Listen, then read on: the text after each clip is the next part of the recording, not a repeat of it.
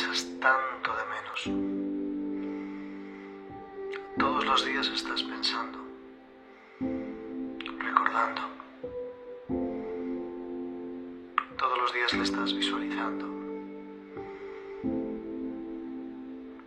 Necesitas tenerle a tu lado, volver a acariciar su piel, volver a besar su boca, sentir que no le vas a perder nunca más.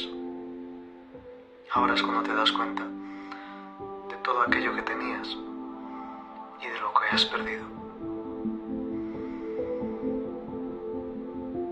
¿Quieres volver?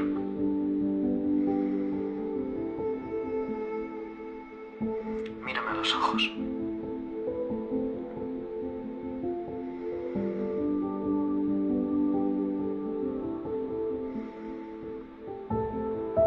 Visualízale con tu imaginación.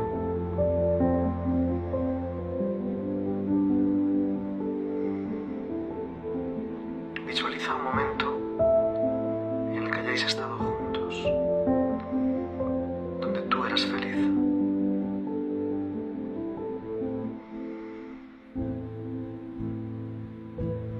Repite conmigo.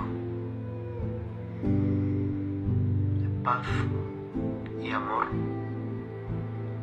a ti te envío.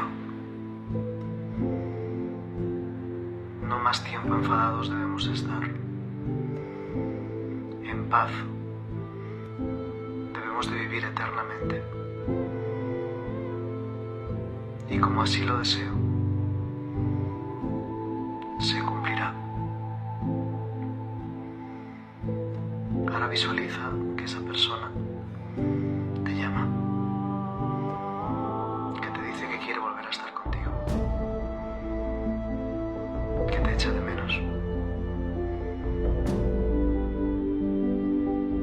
Siente su amor.